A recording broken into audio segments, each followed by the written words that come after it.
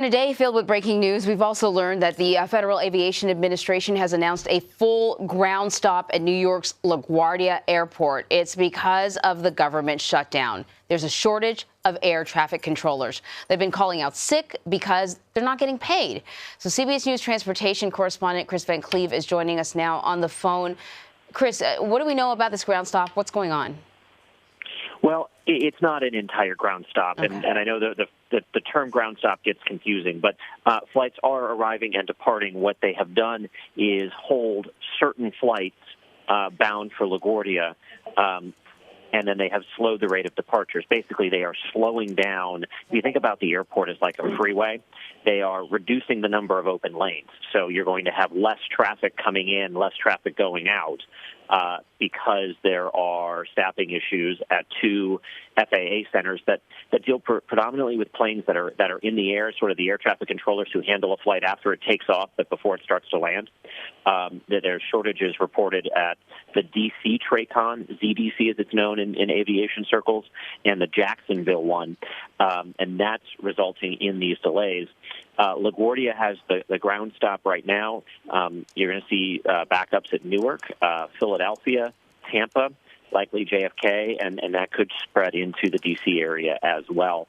And, if you think about the national air system as like a freeway, well, you get a backup on a major freeway. You get an accident on a major freeway, you get a backup that stretches quite a ways. So, Of course, it's a domino effect.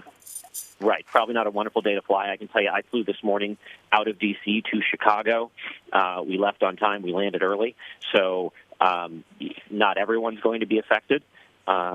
But I would not be surprised if my return flight tonight is delayed in part because of all of this. The Air Traffic Control Union has been warning that this could happen. We've seen an increase in sick calls with TSA officers. So it's probably not a surprise that you're seeing some of this happen with the air traffic controllers. They haven't been paid in over a month.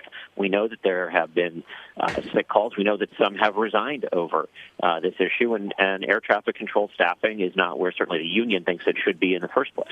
So listen, then I have to ask you this question.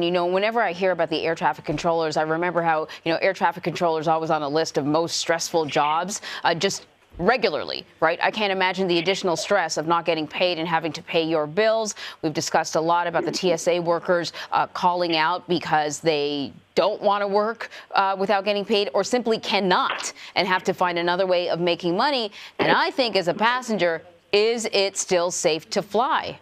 Is it?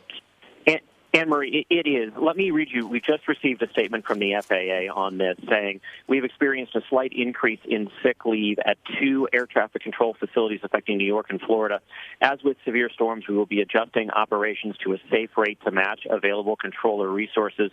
We've mitigated the impact by augmenting staffing, rerouting traffic, and increasing spacing between aircraft as needed. Basically, that means they're slowing down air traffic between New York and Florida.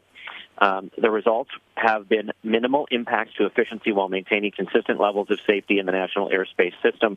That might be true right now. However, if you slow down major airports, you're going to get residual delays. So I think it is likely to see more than minimal impacts by the end of the day. You asked if air traffic control is safe. I think as a rule, whether it's with the TSA or the air traffic controllers or the FAA inspectors, if they have come to work, they are on the job. Certainly an air traffic controller is very aware of the life and death consequences of their job, and if they're there, they're doing their job. So I have absolutely zero concerns about getting on an airplane, and I have flown, this is probably my 15th flight during this shutdown, and I will get on my 16th to come home tonight. Well, that is certainly good news. The shutdown is not over, though. And I'm wondering, is there a concern that what we're seeing right now, which is, somewhat of a slight adjustment to deal with the staffing issue, if more people continue to call out, will we see more than just a slight adjustment? Well, this is uncharted territory. No one expected us to be talking about a shutdown where you have 800,000 people without paychecks and 420,000 working without pay for a month or more. So we're in uncharted territory here. What will happen, just like you'll see at airport checkpoints, if TSA staffing drops, if there are fewer people working, fewer flights are going to get in the air at one time, and there will be more delays. And certainly there comes a breaking point where the aviation system can't operate. But I think what you'll see is not a breakdown in safety. You'll see a breakdown in operations. If the FAA decides they can handle 10 flights an hour out of an airport that handles 500 or 600 flights a day, you do the math, there's going to be a lot of cancellations, and it's going to create mass gridlock and an awful lot of public outrage. In fact, you have had some members of Congress say, if the aviation system stops working for a day, I bet this gets done. There'd be a lot of real angry people real quick. If you can't get on your flight to do your business or get home to see a sick relative or, get home to mom, whatever the case may be. Yeah, really great point. Let us hope that it does not get to that. Chris, thank you so much. No problem.